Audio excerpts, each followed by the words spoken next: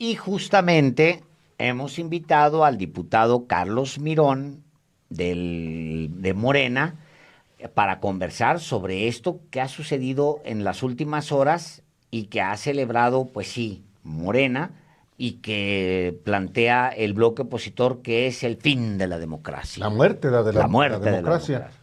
Gracias, diputado Carlos Mirón, que además es el autor de la iniciativa. Así es. ¿Por qué, diputado, una iniciativa así que ya se aprobó? ¿Cuáles son las razones, cuáles son los fundamentos para promover y votar una iniciativa como la propuesta por usted? Muy buenas tardes. Álvaro, Alejandro, todo un gusto estar con ustedes en su programa. Yo comenzaría de la siguiente manera, Álvaro. Lo que hicimos el día de ayer y hoy en el Congreso de la Ciudad de México fue armonizar una ley que viene desde el 2014. Enrique Peña Nieto, como presidente de la República, en sus reformas estructurales manda una de rango constitucional en el tema político electoral. Y en esta iniciativa de Peña Nieto le quita facultades y atribuciones a todos los órganos electorales en las 32 entidades federativas. Obviamente la Ciudad de México no se salvó de esa centralización de facultades y atribuciones al INE, pero la estructura orgánica del Instituto Electoral de la Ciudad de México se mantuvo sin ninguna modificación. Y lo que hicimos el día de hoy fue armonizar. Si ya existía la reforma desde el 2014, pues era correcto que se tuviera que actualizar la estructura orgánica del Instituto Electoral de la Ciudad de México. Y obviamente el PRIAN, con esa patraña de que se va a matar la democracia, que se está socavando a las instituciones electorales, pues armó todo ahí un circo que al final no les funcionó. Pero este es el sentido principal de esta iniciativa. Podría agregar un elemento más si me lo permiten. Cuando somos candidatas o candidatos, cuando nos toca recorrer las calles, tocar las puertas, hay muchas solicitudes muy firmes que tiene la población. Entre esas se necesitan candidatas y candidatos más austeros, que gasten menos. Se necesitan órganos electorales que sean transparentes, eficientes en el gasto. Eso es lo que nos pide la gente cuando recorremos las calles. También nos piden que haya menos inversión de recursos públicos en la contratación de propaganda para candidatas y candidatos. Y es por ello que esta iniciativa recoge estos elementos que nos ha dicho la gente en las calles, en el territorio, y si le sumamos que ya armonizamos la ley de la Ciudad de México con la reforma del 2014, me parece que vamos a tener un órgano electoral mucho más eficiente, más delgadito en términos de burocracia y obviamente que haga un trabajo mucho más eficiente. Ese es el sentido de la iniciativa, Álvaro. Por eso es importante contarlo, porque hay un montón de órganos que estaban ahí dentro de este instituto local, discúlpeme, que no necesariamente pues son necesarios o que se crearon en su momento para simplemente generar burocracia y darle puestos a los amigos del PRI, los amigos del PAN y los amigos del PRD y los cuates de acá y de que si del PT. O sea, eso se recortó para no andar repartiendo cuotas y dedicar el órgano a tal cual, a elecciones. ¿Cuáles son los órganos que se recortaron? O las oficinas, digamos, paralelas que se recortaron con esta reforma. Sí, Alejandro, yo diría que se fusionaron Ok. distintas actividades que se tienen en estas unidades técnicas especializadas, se fusionan de manera que sean mucho más eficientes, no solamente en su gasto, sino también en la productividad de las actividades que realizan. Y quiero tomar un ejemplo. La reforma del 2014 federal menciona que el INE, el Instituto Nacional Electoral, asume o centraliza las funciones de fiscalización de candidatas, candidatos y partidos políticos. Pero la estructura en el instituto se sigue manteniendo. El órgano de control interno del Instituto Electoral de la Ciudad de México, la Contraloría, tiene 3 subcontralorías actualmente.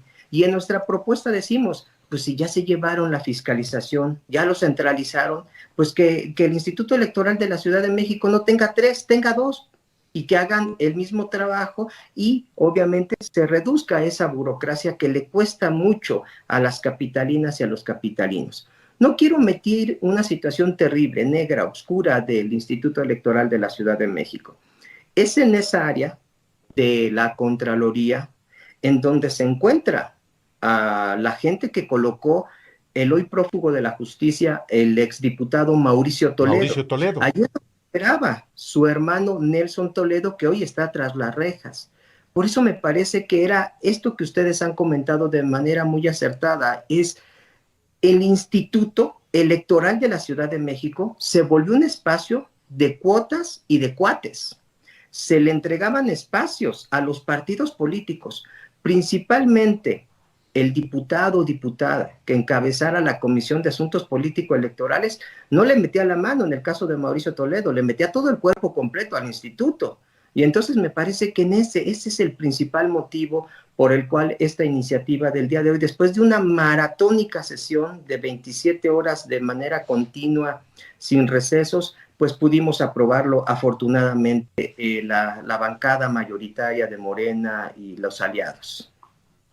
Diputado Carlos Hernández Mirón,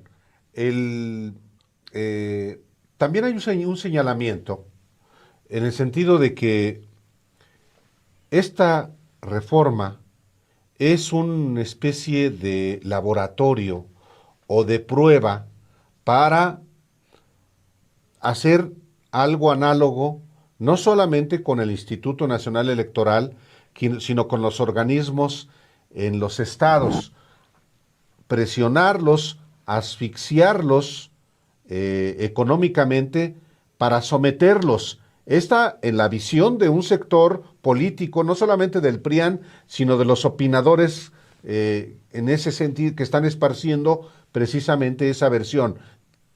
¿Qué responde? Álvaro, puedo comentarte muchas cosas. Me sorprendió algunas situaciones en particular. Esta iniciativa la presento el 17 de febrero, prácticamente un par de semanas de comenzar el periodo ordinario de sesiones. Correcto. Nuestra normatividad dice que se tienen 45 días para poderlo dictaminar. El presidente de la comisión, Temístocles Villanueva, solicita que se amplíe el tiempo para que lo pueda dictaminar.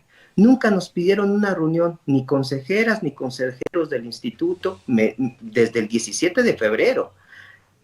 Ningún actor de la sociedad nos pidió alguna reunión. Y extrañamente, esta misma semana, el órgano empresarial de la Ciudad de México, la Coparmex, me busca y me plantea una serie de elementos tan diversos como que esta situación de que se acaba la democracia, que se va a socavar los órganos electorales y todos estos elementos. Y cuando les explico el motivo de esta iniciativa y el fundamento tanto legal como constitucional, entonces su opinión cambia completamente. Llevaban un par de asesores que fueron funcionarios en órganos electorales, en entidades federativas, y también coincidieron un politólogo y un abogado. Los acompañaron. Entonces me parece que sí, extrañamente esto sucedió, pero tuvo un origen, la reforma constitucional del 2014. ¿Qué tenemos que hacer ahora? Porque me lo han preguntado. Pues si mis pares, compañeras y compañeros legisladores y legisladoras en las 32 entidades federativas de las bancadas de Morena me piden que platiquemos de esa iniciativa, pues de mil amores, hay que ir a platicar con ellas y con ellos porque es necesario. Si ya les quitaron, es más, lo redujeron a un término que a mí me parece degradante, que se llaman OPLES, porque anteriormente era el Instituto Electoral de la Ciudad de México. Después de la reforma del 2014 queda como OPLES, simples y llanamente. Es terrible. Es una situación, bueno, que se ha vivido y esto me parece que hay que reflexionarlo.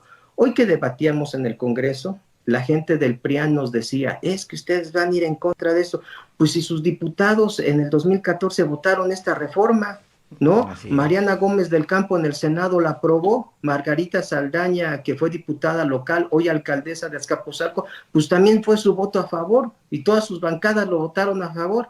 Hicieron todo un show, una situación circense ahí en el Congreso de la Ciudad de México, en donde presentaron una moción suspensiva que duró la lectura más de 9 horas, 460 y tantas hojas, sin ningún elemento que se acercara a esta iniciativa, ni sin ningún argumento legal que realmente se acercara. ¿Qué querían? Dilatar la discusión, que las diputadas y los diputados de Morena llegáramos a un momento en que nos desesperáramos y nos fuéramos. No, ahí con argumentos, con elementos, con una posición muy fuerte, muy vigorosa. Quiero reconocer el trabajo del diputado presidente de la mesa directiva, Héctor Díaz Polanco, y de la secretaria Marce Fuentes, porque fue un trabajo continuo, se desmontaron los argumentos del PRIAN y al final terminaron bajando sus reservas. Esto ha sido prácticamente, y ahora es necesario que lo vayamos viendo en el resto de los estados de la República. Me gustaría que ampliara un poco el tema de la Contraloría Interna. Leí un tuit de Martí Batres que decía, en 2014 había 25 plazas para la Contraloría Interna. Para 2016 ya eran 38 plazas. Para el 2018, 42 plazas, o sea, casi el doble de lo que había apenas 4 años antes. Y luego también señala el hecho de que se había convertido en una bolsa de trabajo del grupo de Mauricio Toledo. Para la audiencia, pues se trata de un pillo, básicamente, que huyó del país, que está prófugo de la justicia, un ladrón que no enfrenta los señalamientos de la autoridad. Eso es básicamente. Pero tenía a su disposición el órgano. Porque ahí estaba su hermano. Ahí estaba su Nelson hermano, Toledo. la Contraloría Interna. ¿Cómo no me desarrolla más lo que ustedes vieron adentro de la Contraloría y las razones de esta decisión? Alejandro, lo que yo te diría es, desde el 2016, que es año no electoral, hasta el 22, en este año, sí es verdad que el presupuesto, porque así lo aprobamos en el Congreso, se redujo el presupuesto del Instituto Electoral de la Ciudad de México. Nosotros llevamos a cabo esa reducción como diputadas y diputados con nuestras facultades y atribuciones. Es un hecho que también el instituto ha venido pidiendo de manera constante el aumento anual a su presupuesto, que va desde sus solicitudes de 1,300 millones hasta 1,900 millones de pesos. Y los aumentos van de manera significativa, del 17 hasta el 20 y tantos % en el capítulo 1000, que tiene que ver principalmente con este tipo de espacios que tú te refieres. Y efectivamente, ahí es donde cayó el hermano de Mauricio Toledo. No voy a cometer ninguna indiscreción porque cuando me buscaron los consejeros y consejeras del Instituto Electoral de la Ciudad de México, un integrante consejero me dijo, oye Carlos, era bien complicado, es más, es bien complicado para nosotros actualmente saber qué está pasando en esa área, en el órgano de control interno. No sabemos, no nos podemos meter. Obviamente dejan en la conversación una situación muy difícil que seguramente sigue sucediendo. Y esperamos que con esta iniciativa que ya se aprobó se pueda ir solucionando esta situación al interior del instituto, pero que también se vaya reproduciendo en los órganos electorales en todas las entidades federativas. Pero eso se tiene que acabar, o sea, el tema de la Contraloría Interna pues, se tiene que resolver, pues como que es un coto de un grupo de malandros ahí. Sí, Eso efectivamente, se va a y acabar. era lo que se lo decíamos, Alejandro, pues es increíble y no lo podemos nosotros comprender que siga sucediendo este tipo de cosas. Y más cuando son consejeras y consejeros, no puedo meter la mano, no sé qué está pasando. Pues caramba, pues entonces algo se tiene que hacer. Y por eso fue muy importante. A mí me parece que el PRIAN no buscaba defender la democracia. Lo que buscaba era defender los espacios de sus cuates, eso era el objetivo. Voy a poner un ejemplo más, si me lo permiten. Por favor. En la legislatura pasada y al inicio de esta, presenté una iniciativa con rango constitucional, Constitución de la Ciudad de México, para que podamos reducir en un 50% el financiamiento público a los partidos políticos, que es una demanda también de la gente. Y el presidente de la República lo ha planteado también a nivel federal. Entonces, cuando presentamos esta iniciativa en la legislatura pasada, quien presidía la comisión de Asuntos Político-Electorales era el diputado panista Jorge Triana. ¿Qué es lo que hizo? Fue pateando el bote, pateando el bote. Nunca, nunca, nunca se atrevió a dictaminar la iniciativa que habíamos presentado. Si tanto era su deseo de defender la democracia y reducir el dinero de las y de los capitalinos que se invierte en los partidos políticos, pues el PAN se hubiera sumado a esta iniciativa y el PRI y Movimiento Ciudadano, ¿no?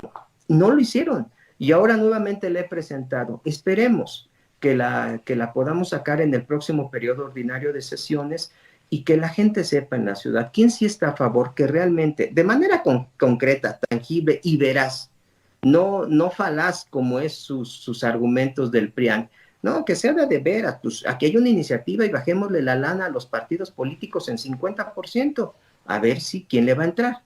Yo espero que el próximo periodo lo estemos discutiendo. Diputado Carlos Mirón, un gusto tenerlo aquí, que nos explique de primera mano lo que ha sucedido ahora con el Instituto Electoral local, que es importante, y pues gracias por haber estado aquí en Los Periodistas. Al contrario, muchas gracias, y les quiero decir rapidísimo que somos fan en el equipo de su programa. Ahí me comentaban mis compañeras y compañeros, no se te vaya a olvidar, Carlos, el pronóstico, pronostican heladas. ¿Cómo? Pues ya me lo aventé. Pues un abrazo. Muy bien, diputado, muchas gracias. Gracias. Saludos.